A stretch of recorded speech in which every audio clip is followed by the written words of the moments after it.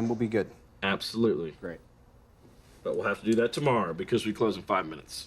It's 6:35, sir. What are you, my fucking boss? You make the hours here? I say when we close. We close in 5 minutes. I got reservations at Chili's. I'm meeting my boys. You have a reservation at Chili's. Mm-hmm. That's actually smart. I mean, it gets busy on Wednesday night. What is up, YouTube, and welcome back to Tactical Newbie, the channel where a newbie like me gets into all things tactical.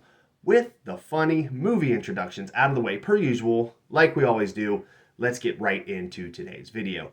So today's video is going to be essentially a part 2-ish of the video that I kind of featured a couple weeks ago. That specific video being Low Budget Loadout Top 3.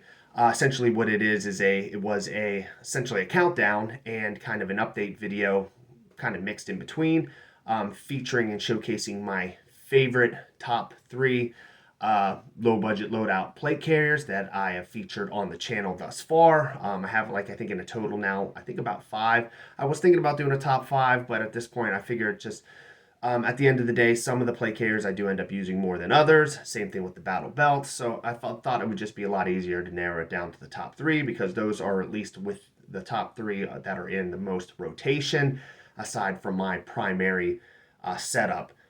Training setup that I do use roughly pretty much the most. But with all the rambling out of the way, this low budget loadout top 3 video will now feature battle belts. As I stated before, video 1 was plate carriers.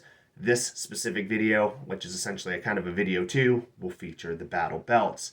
But with all the rambling out of the way, before I mess this up, let's get into the video and I will see you guys on the other side. Alrighty, and away we go. So first off, we'll take a look at the third place contender, which would be the Tacticon Armament Battle Belt Elite. All in all, this specific battle belt system is in a very, very close third place, or at least close enough to second to be interchangeable with the second place contender, which you'll see coming up here shortly. I think the entire setup of this specific system is probably to my most liking, at least out of the 3 battle belt systems that I'm currently kind of juggling between with more specifically like airsoft training with these specific loadouts, just kind of doing some dry fire exercises at home or going out into the back berm area and woods area and just doing some airsoft dry fire with actual little bit of additional recoil from the gas blowback. But all in all, like I stated before, this would probably be at least configuration-wise, this would be kind of my one of my favorites. I think I'm going to try to the best of my ability to model most of my setups to something of this similar regard. The only real thing that I would want to kind of increase, or at least kind of change up a little bit, would be that I think I do want to run the possibility of 2 5.56 magazine pouches. But from here, we'll take a look at those specific pouches. So here is at least a dual 9mm pistol pouch setup. That they both have the kind of collapsible front face, so they're made of that kind of elastic nylon, stretchable. It does allow for a little bit of free-flowing movement and collapsibility in the event that you don't have magazines running with them. I believe these things are manufactured by IDOGEAR, and all in all, I do like kind of like the at least reinforced face of these specific mag pouches that have kind of like a Tigris-like material to them to allow a little bit of rigidity to the front face, but again still has the same at least lack of rigidity or elasticity to be able to collapse on itself in the event that you don't have any magazines, allowing for more availability to be able to at least lean or lay on that side, or not have to worry about anything getting caught. Same thing actually corresponds over to the 5.56 magazine pouch. Again, what I'm thinking about doing is actually stepping up and doing a second one, and maybe reconfiguring or repositioning the current existing setup for my knife. All in all, I think it just I like the kind of the mechanism of the battle belt setup that kind of do tandem, excuse me, God, I can't talk, tandem dual pouches.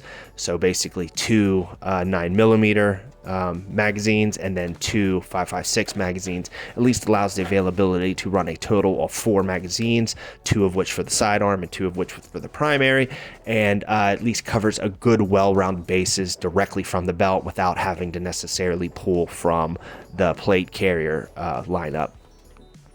Now from here, we'll just kind of work our way over to the knife. Nothing really too crazy to write home about with the knife in general. It is just your standard fixed blade knife. The primary selling point for the knife within itself was basically it's just brown colored handle. To be honest, I just kind of liked it just because of the fact that the handle was brown and that it went with the whole brown aesthetic of this specific battle belt setup. All in all, though, balance is good. Knife was pretty sharp right out of the box, and it is, I think, for the most part, could serve as a pretty decent all-purpose style duty knife. Haven't really used it much as it pertains to basically most of my knives when I'm out training or whatnot. But I guess the truest test will be how this thing handles in the foreseeable future through repeated use and repeated sharpening, and kind of taking it from there. Moving over to the dump pouch, this is just another thing obviously got from Amazon based on the fact that it is a low budget loadout. It's just your standard dump pouch made of a mesh-like material, which is kind of pretty awesome across the board because it doesn't hold or contain any type of water. I know a lot of different types of dump pouches have kind of like your pinhole down at the bottom to allow for drainage of sand and or water, but with this mesh-like material, there's holes all over the place while it still effectively holds everything that you need to hold and holds it well. You don't have to worry about any type of sand sand getting into the corner or wedges of the actual dump pouch within itself. This is probably one of my favorite setups though, now moving into the actual IFAK. I did get a bunch of comments from guys basically saying that this IFAK rip away pouch was kind of big. In my personal experience, or not even experience, but just preference, I do like a big IFAK pouch. The hugest selling point more than anything is the fact that it has that rip away feature, which I think is pretty awesome in the event that you need anything, instead of having to blindly kind of rustle through and try to figure out what you need from the IFAK. You can basically just tear that bad boy away and look right at what you need and then throw it around back when you're done.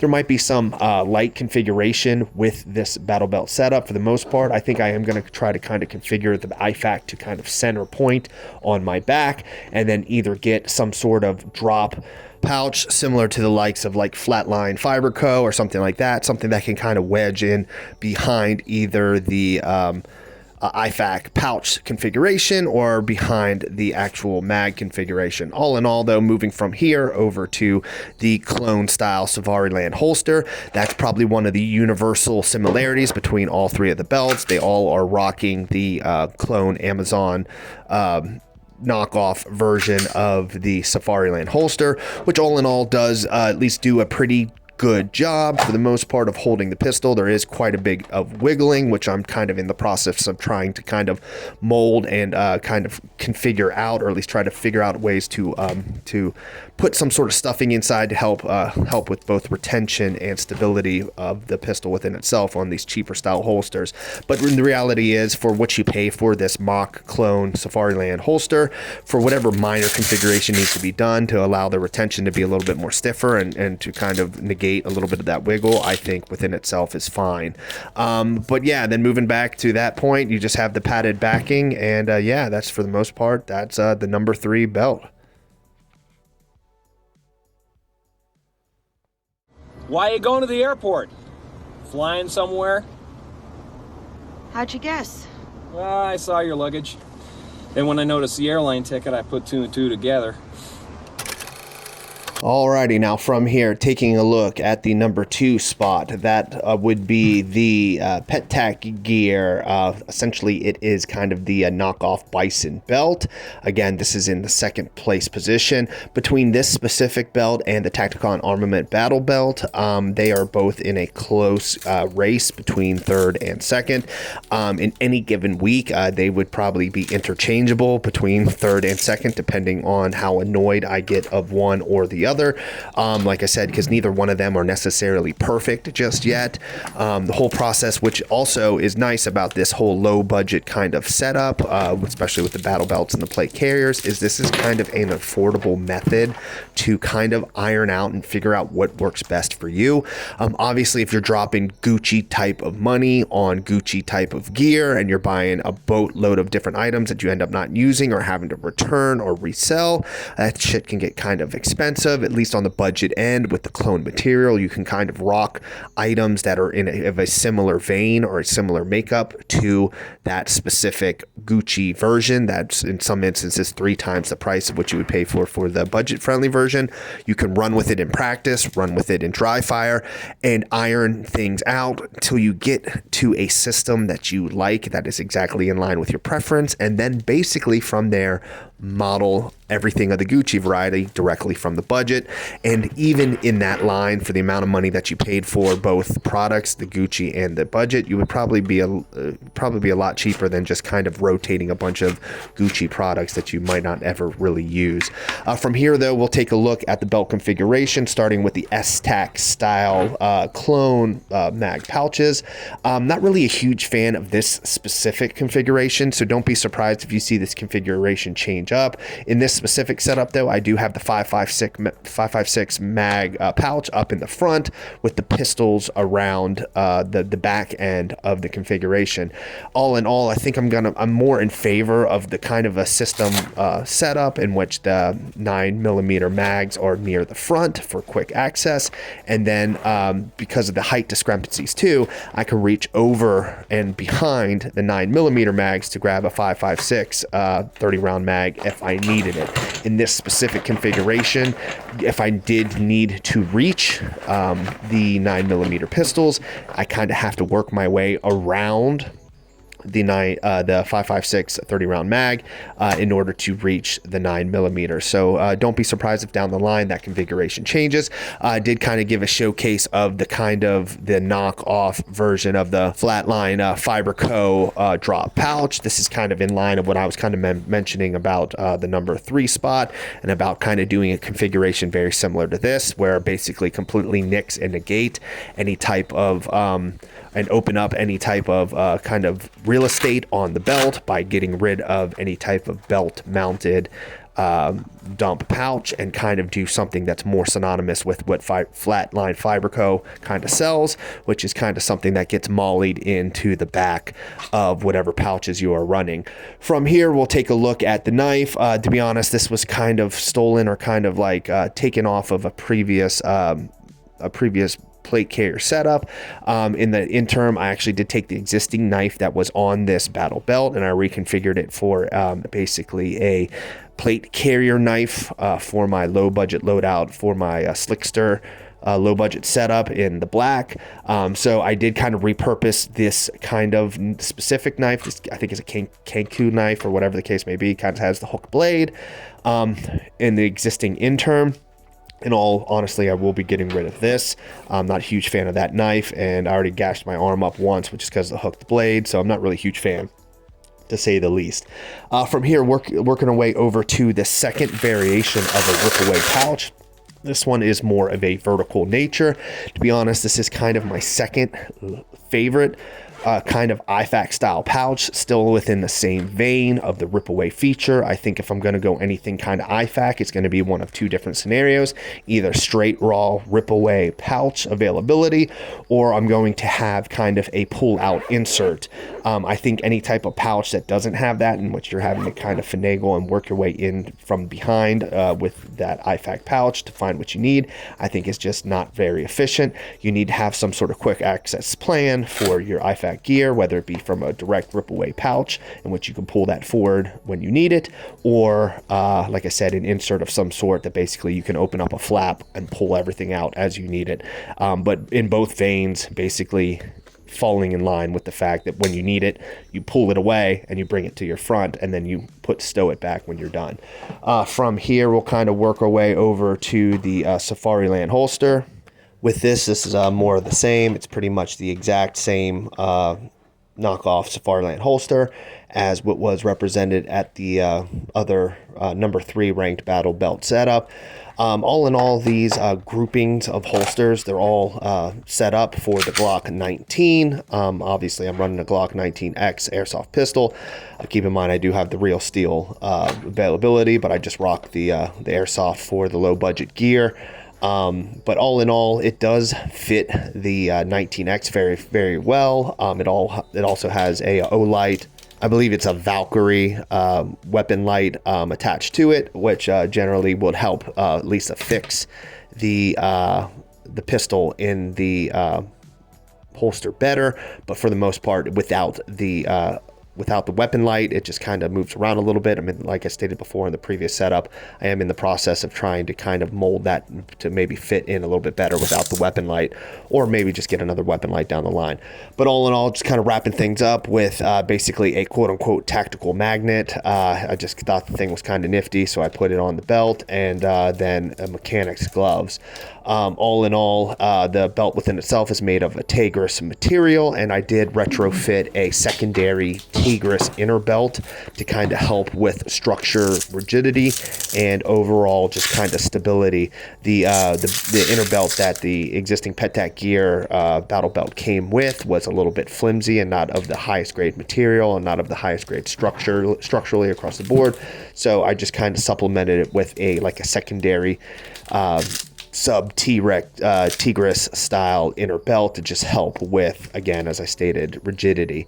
But all in all, the belt does a pretty good job, all things considered. There is a little bit of fine tuning and ironing that I would need to do with this belt to kind of make it mostly ideal.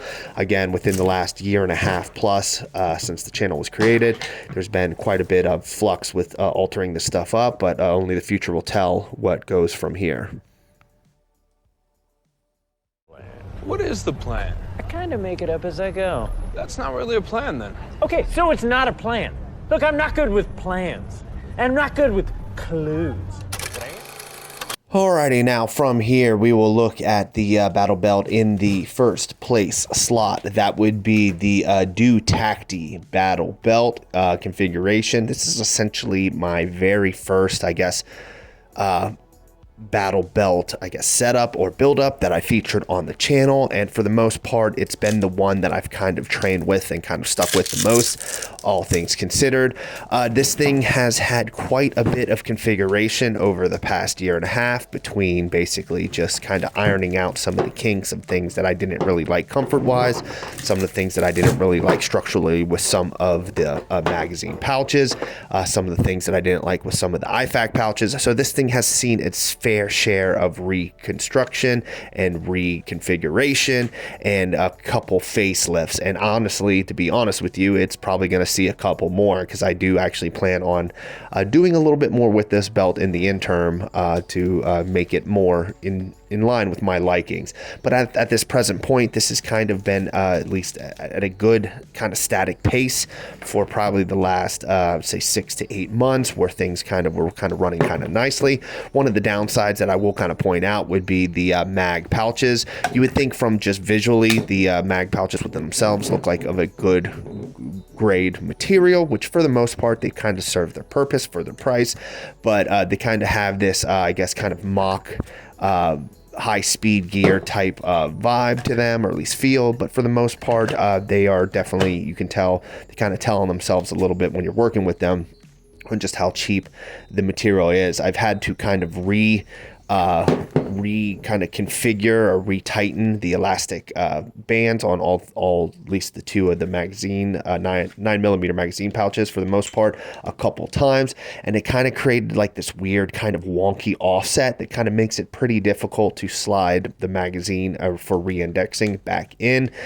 So I do plan on actually part of the future facelifts down the line for a future video, spoiler alert, kind of reconfiguring and getting rid of these pouches. Keep in mind, these pouches weren't OG. I had a flimsier pair of, again, high-speed gear pouches along the same vein that are actually of a worse quality. So by all metrics, this is not the worst of the worst. It's just as it pertains to longevity, they don't at least last as long as I would have hoped. Now, as it pertains to the 5.56 magazine pouch though. That one's been kind of hanging around like a stud for the most part, and I kind of will be kind of sad to see that go, but I'm going to replace that in line with the other pouches in the foreseeable future. But I probably will, hopefully at least down the line, repurpose that for another belt or another something, or maybe give it to a buddy, who knows.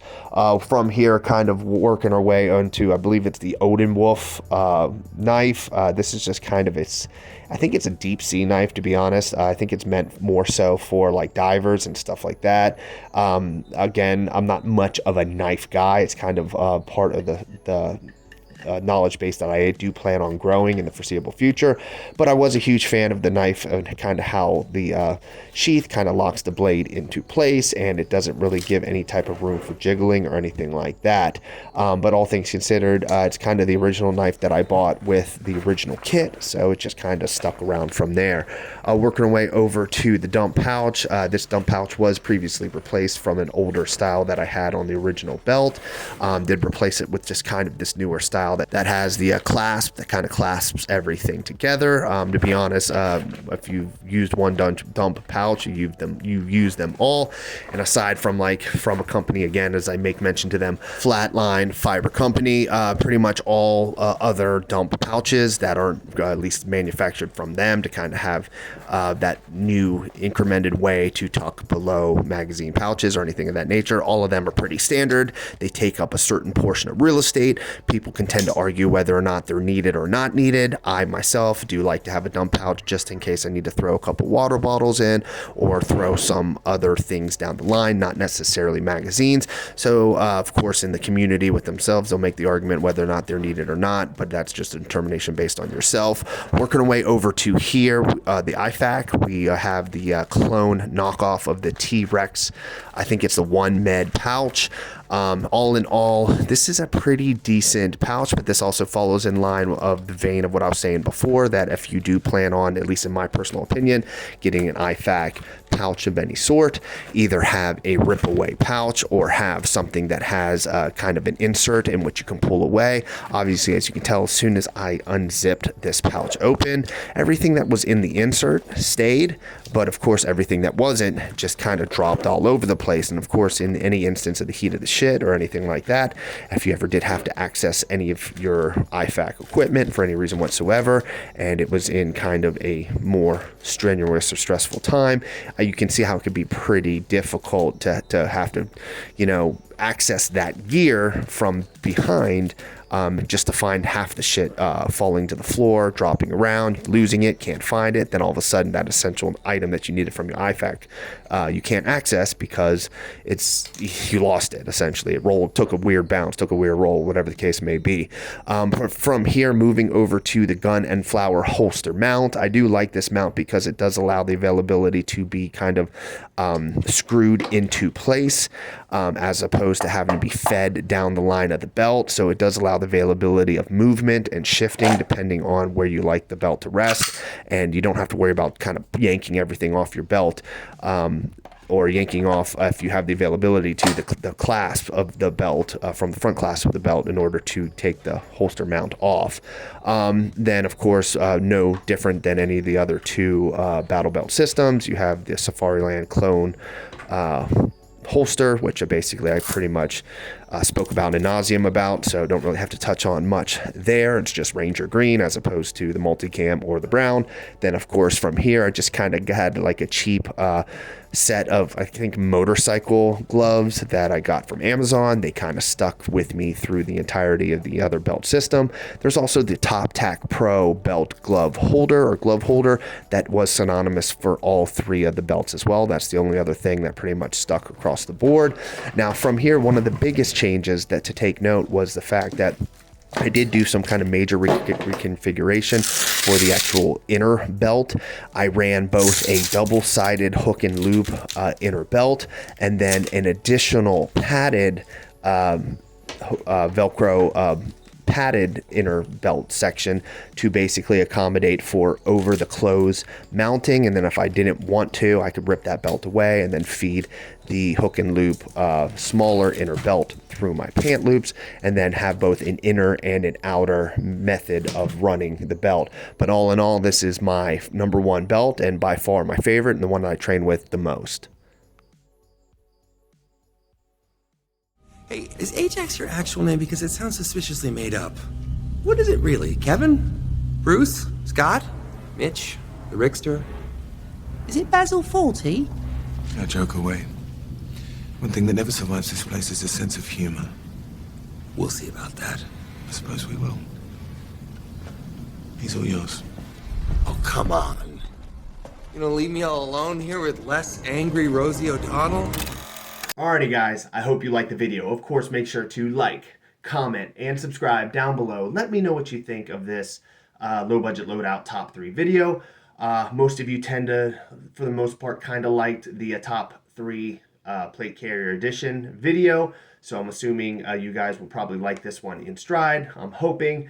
Let me know if there's any, I guess, any of the other battle belts that you kind of had more of a preference or would have adjusted or switched or flipped in my initial top 3 setup. Let me know if any of these battle belts or any of the battle belts that you currently run with, and how do you like them thus far. Keep in mind that these are just a top 3 for the low budget loadout varieties, all of which have been featured on the channel with their own specific videos. This is not in any way saying that these are the best products out on the market, but that they are the best products that I have within my arsenal so far. But with all the rambling out of the way, let's touch on the same stuff that I normally touch on at the end of every video. I do have a Twitter/X. Feel free to hit the link down in the description down below if you want to follow me there. I do have a Patreon as well. Feel free to hit the link down in the description there as well if you want to contribute any sort of patronage to the channel via membership or via any sort of patronage whatsoever. As I've stated before many times, I am now currently becoming a little bit more frequent on checking the Patreon. There was kind of a short period of time there where I just kind of stopped checking it with everything going on in life, work, family, and all that stuff, and running the channel. It was just another thing to check up on, and to be honest, kind of forgot to check it for the most part and forgot to post. But I'm going to try to be a little bit more interactive on the Patreon. Obviously, I'm fairly active on the Twitter/X. I will eventually, I think, start opening up both a Instagram and a Facebook at some point in the foreseeable future. Not really sure when that is, but the hard part is being a one-man operation like myself, that's a lot of mechanisms and a lot of different platforms for me to have to juggle. And yeah, it's a lot. But with all the rambling out of the way, I will see you guys next week.